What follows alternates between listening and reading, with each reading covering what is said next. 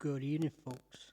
Welcome to part two of my favorite wrestlers each ever.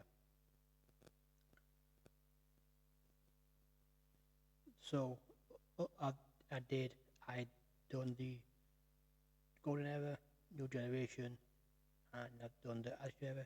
So today I'm doing the 3-1, Ruthless Aggression PG era, and I'm going to be doing this era of wrestling. So, here we go.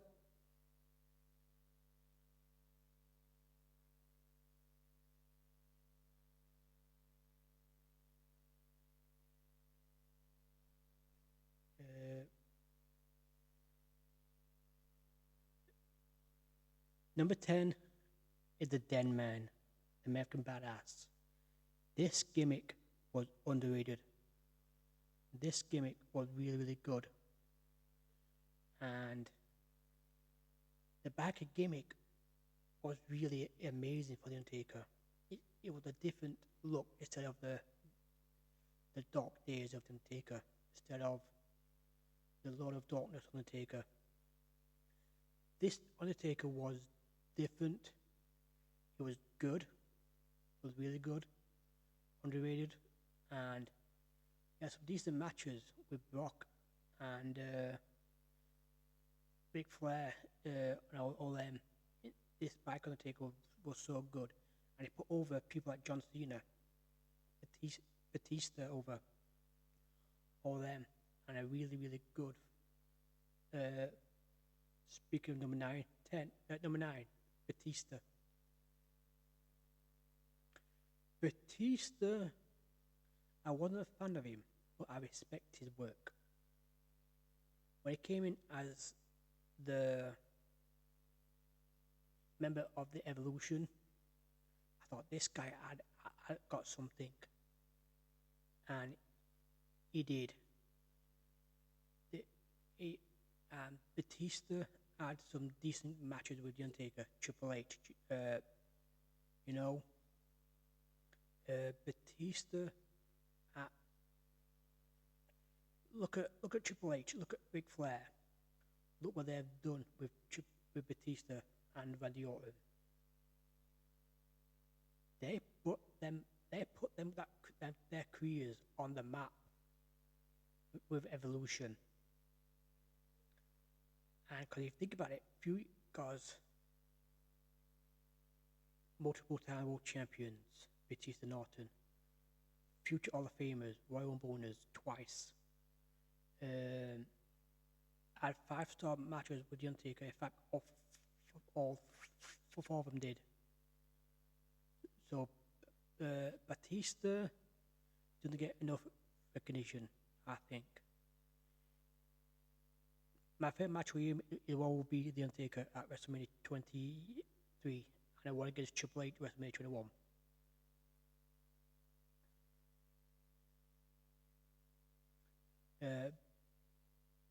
Batista, I wish Batista wrestled people like Brock Lesnar. That would have been a good match, I think. But it is what it is. Number 8 is the 17-time WWE champion John Cena. Ruthless Aggression. I think he's the reason why Ruthless Aggression started. Because when he did that, when I asked him, "Who are you?" I'm John Cena, Ruthless Aggression, and then you knew John Cena. Something good was going to happen with John Cena, because he became a star many years later. He became one of the best, if not the best, in the Ruthless Aggression. After the Ruthless Aggression era, and John Cena became one of the best to ever do it. Number 7, the Big Red Machine, Kane. When Kane had his mask off, took off his mask in 2003, I wasn't too sure about it. But after a few weeks, what they were doing with him was he was the dominating Raw. He was the dominating Shane, RVD. He tombstone Linda McMahon on the ramp, on the top of the Titan, on top of the entranceway. He had some decent matches with Shane. Them two were having some brutal matches. Unforgiven, Last Man Standing, Survivor Series in the ambulance match. He took out the Undertaker at Survivor Series. You know, he won the world title in 2010. He should have He should have had the world title before that. Then go for the ECW title or the ECW title. But I think Kane should have held the world title before that. But Kane was a machine. When he had that laughter, that sick laughter, and you knew it was a brilliant match. It was brilliant what he did. And Kane had it in Ruthless Aggression era. The Attitude Era Kane was better, but this Kane was better as well. Kane was a monster, and I like this. This Kane was a monster. I like this. Number 6 is Chris Benoit. Robin Wolverine, Chris Benoit. When in 2002, when the draft happened, when Benoit, Eddie, Edge, Kurt Angle were on SmackDown, they had one hell of a feud against each other. Against Benoit, Angle feuding against each other. What I like about that is that they teamed up. They become tag team champions, and they were feuding with Benoit, with Eddie Guerrero, Chavo Guerrero, Rey Mysterio, and Edge. And that six was killing that era, was killing that roster. And I dare say the roster on the tag team on the SmackDown division back then was miles better.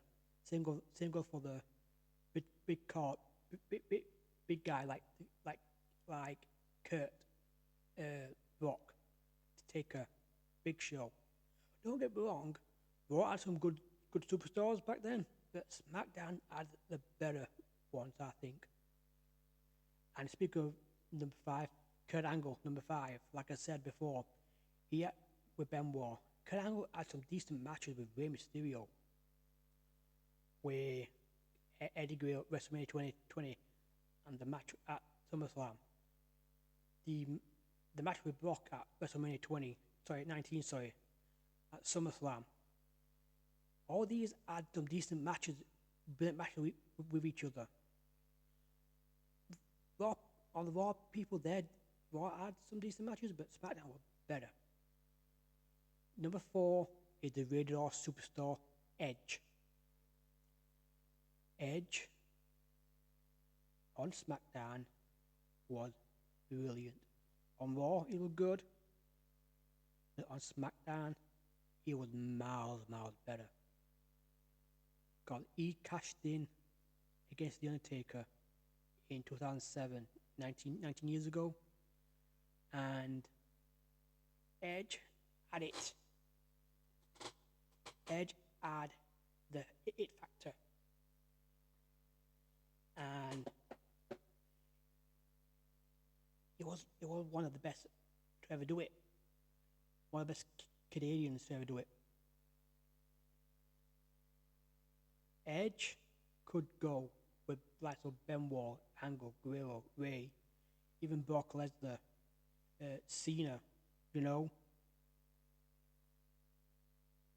And that's why he's my number 4. Number 3 is the master of the 619, Rey Mysterio.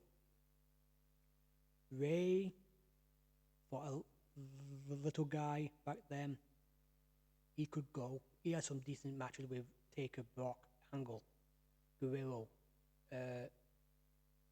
Benoit, Edge, just to name. He could go with the best, if not the best, on SmackDown in the SmackDown roster. And I dare say he had a decent feud with Kane in 2010.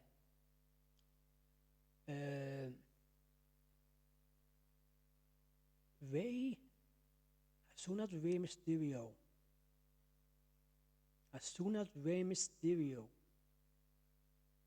that theme song, that 619 theme song, as soon as that appeared, you knew it was about to come out and have some good matches. Number 2 is Latino Heat, Eddie Guerrero. One of the best to ever do it on SmackDown. The best matches on SmackDown with Eddie, with Chavo, Angle, Edge, Cena. We'll forget the parking lot match with John Cena and Eddie Guerrero. The match with Guerrero and Edge on SmackDown in a no disqualification match. Good match, good feud. Eddie, I loved Eddie. He was one of the best to ever do it. One of the best Mexican to ever do it. And number 1 is the Beast incarnate, the man who broke the Undertaker's streak. The man who was a beast, Brock Lesnar. He's my number 1. Brock was a beast in the ring. As soon as that theme song hit, well, here comes the pain. As you say, well, here comes the pain, and you knew it was about to kick ass. Brock could go with Angle, Taker, Edge, Eddie Guerrero, Edge. I wish they did a little bit more with Brock Lesnar and Edge. Unfortunately, it never happened. I think they wrestled once that was in Rebellion in Manchester in 2002. But after that, they did have a program or something like that. I wish they did. Brock Undertaker, the feud in 2002, the Unforgiven match, and the Hell in a Cell by No Mercy. Amazing matches Undertaker and Brock Lesnar did have in 2002. Now onto the PG era. I'm not well a fan of the PG era, but there's some decent wrestlers. Number 10, Jeff Hardy. Jeff Hardy could go with the likes. Jeff Hardy was a decent performer, and Jeff Hardy had a lot of demons, but Jeff could perform a good match. Even though the PG era wasn't all that, but Jeff was decent. Number 9, even though he's not really PG, Dean Ambrose. I liked Dean Ambrose, I liked his theme song, I like his finisher, I liked his entrance. But one thing I didn't like about Dean Ambrose is that it wasn't that. I don't think Ambrose could cut a promo, but now he can. But in PG, I don't think he can because it was PG, and Ambrose, what those performers who would like to destroy each other, destroy himself, to make sure,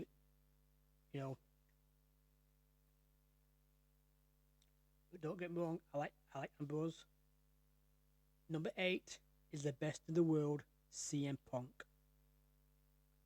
CM Punk reigned as the WWE champion, even though it shouldn't be in the spin, it's been in a different belt, I think. But CM Punk reigned as the WWE champion was a breath of fresh air. It was enjoyable to watch. It was an enjoyable thing, whether he was a babyface or a heel.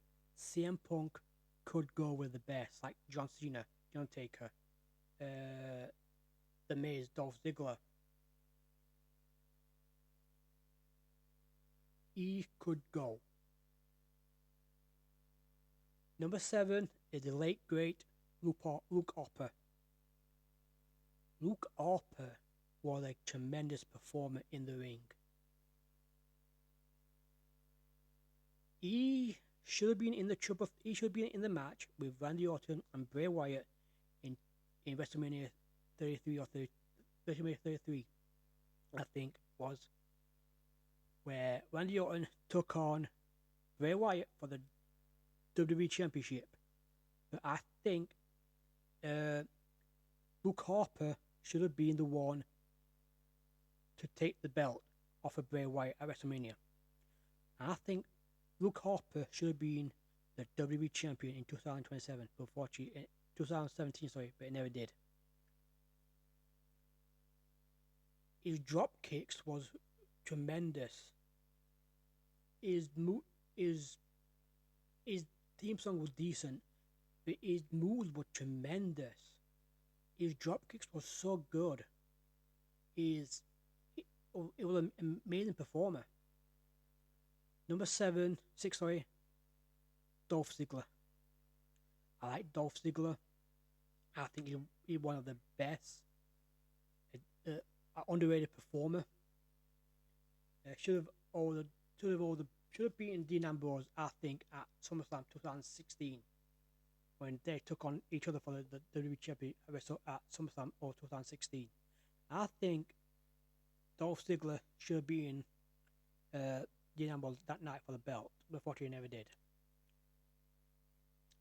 He should have kept the world title when he cashed in on against Alberto Del Rio in 2013.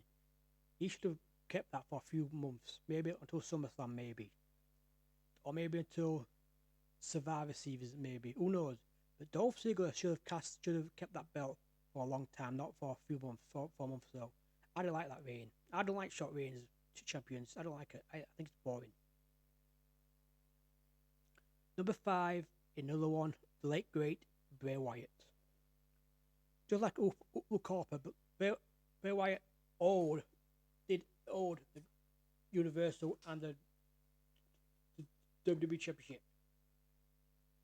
Bray Wyatt was amazing. His work was amazing. His mind for what he was doing was amazing. It was scary. It was scary what he was doing though. And he was a crazy you know what? The spider thing, that crawl thing with it upside down, to scaring people. It was brilliant. And I liked what he was doing. Bray was awesome. Number 4, The Miz.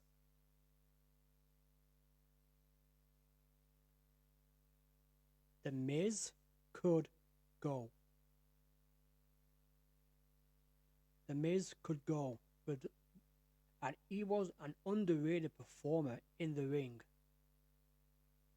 And his reign as the Intercontinental Champion was so good, was so amazing. I think he won it 6 times, and then 6 reigns as the Intercontinental Champion. Was so freaking good. He put that belt on the map, and The Miz and his wife Maryse was good, was amazing, was so good. I don't know where she is, Maryse. I don't know if she's still wrestling. I don't know, but Maryse and The Miz, especially The Miz, was good in the ring, and he's still still is underrated. When he retires, I hope he gets inducted in the Hall of Fame, but we'll see. Number 3, Roman Reigns. Roman was the big dog. I dare say he's better than Dean Ambrose. I dare say. Roman was a great performer and still a great performer. But this Roman, this era Roman, I liked it. But I didn't like when he was coming out and the fans were booing him. God, it was, I don't know, WWE champion every single month, every week, whatever. I don't know. But one thing I didn't like about the fans is that they cheered for Roman in 2017, 2014 in the Royal Rumble. They wanted him to win it. But the year after, when he won, they were booing him out of the building. I don't understand it. I don't get it. I don't understand that. It's weird. But that's the fans. That is the fans. Crazy fans. But Roman, him or Bray should have been the one who broke the Undertaker's streak at WrestleMania. They two should be, one of them two should have won it, broke it, but it is what it is. Number 2 is the Viper, the Legend Killer, Randy Orton. What more can I say about Randy Orton? He's one of the best to ever do it. He should have been Cody this year WrestleMania. He should have took the belt off of Roman. But crazy. Cody, sorry, not Roman, Cody, sorry. And number 1, John Cena. What more can I say about the 17-time champion? What more? And now, this era of wrestling. Number 10, Seth Rollins. Seth could go with the best. WrestleMania 40, Seth Rollins was dealing with a bad back and lots of many injuries with knees and that. But Seth Rollins performed 2 nights. WrestleMania night 1, where him and Cody took on The Rock and Roman Reigns. Night 2, where he took on Drew McIntyre, where he lost the world title. And that night, he came out to help Cody Rhodes. Guys, a guy like that, I've got more respect for, because what he's done for the business.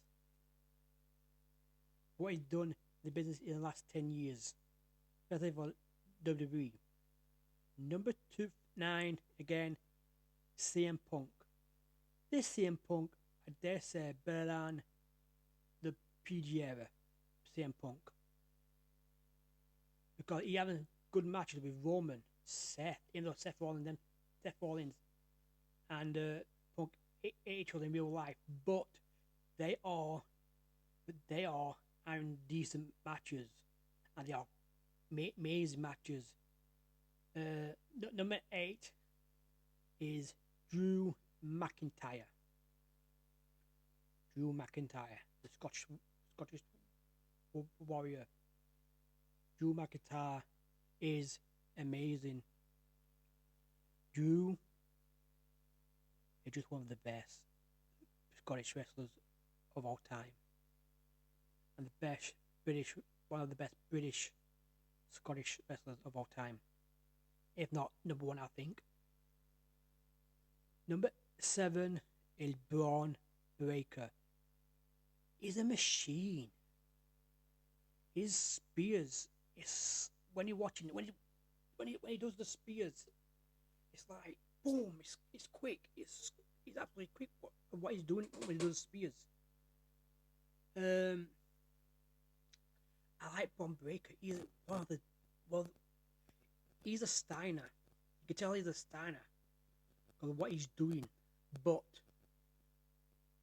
Braun Breaker should be the World Heavyweight Champion now, if not sooner. He should be the one to take the world title off Roman Reigns, in my opinion. He should be the one taking the world title off of Roman Reigns and have a long title reign with that belt.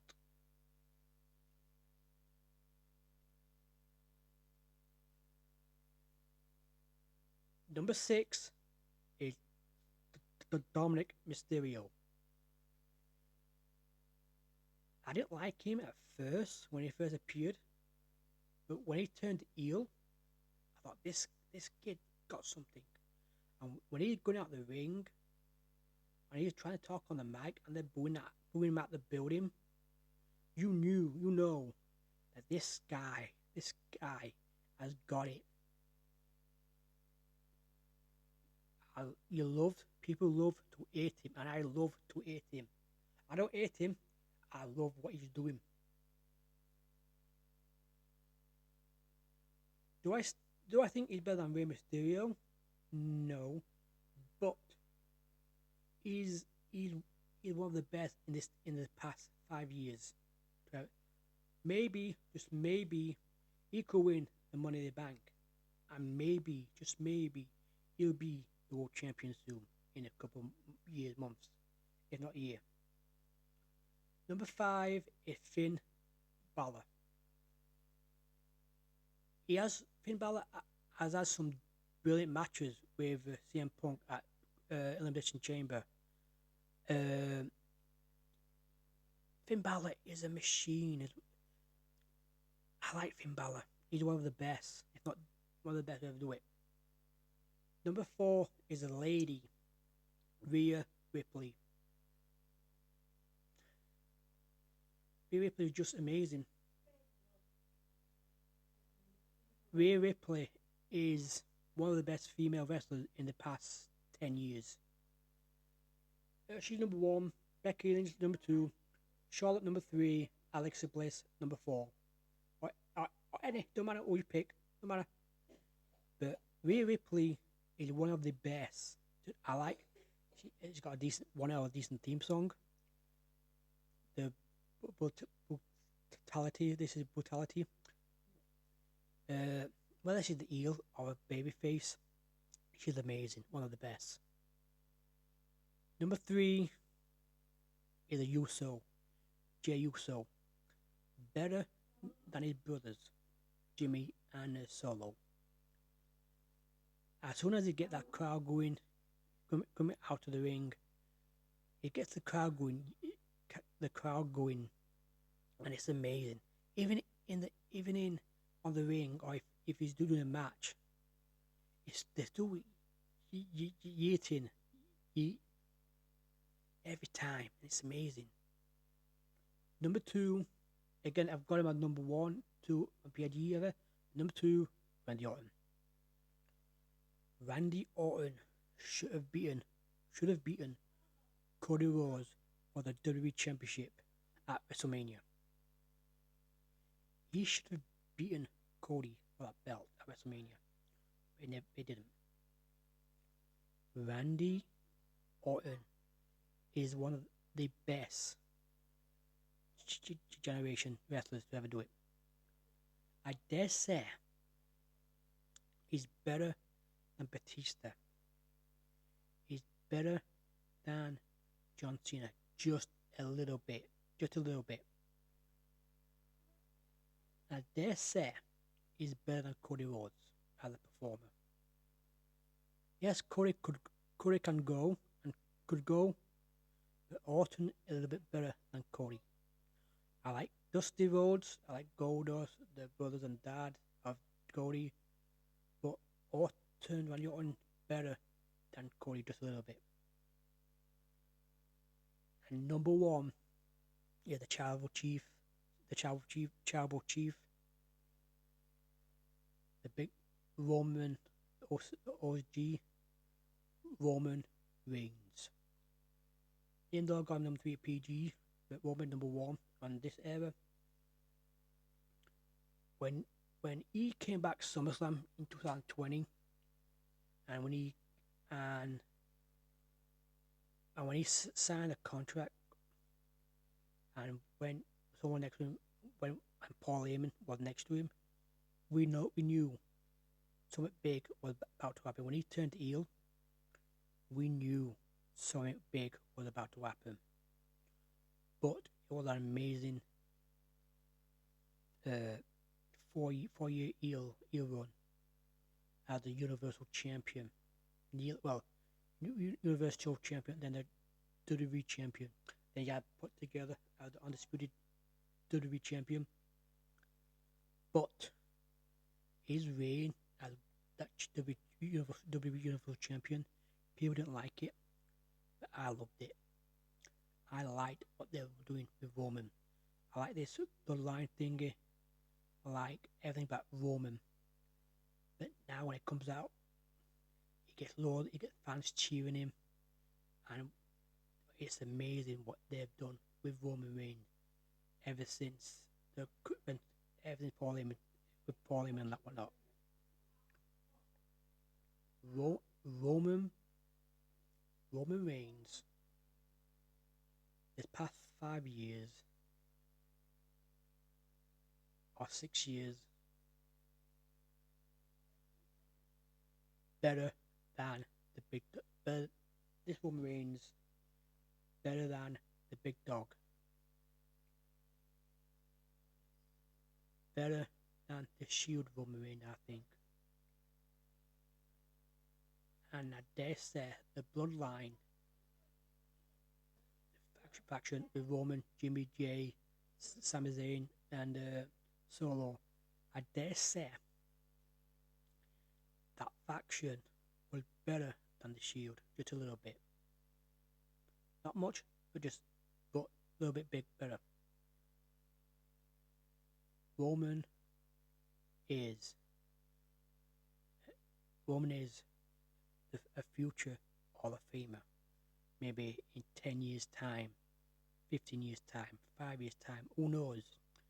Roman Reigns deserves a Hall of Fame spot. To induct him, his cousin Jimmy or Jay, or Seth Rollins, or even Dean Ambrose, maybe, or even The Rock, or even anyone really to induct Roman Reigns. But Roman Reigns is the future Hall of Famer, and the main event Hall of Famer, the last person to go on, I think. Whether it's with the Usos or whether it's a faction with Dean and Seth, but on his own, he should go on it as the main event one, and that is my favorite wrestlers from each era. Part 2.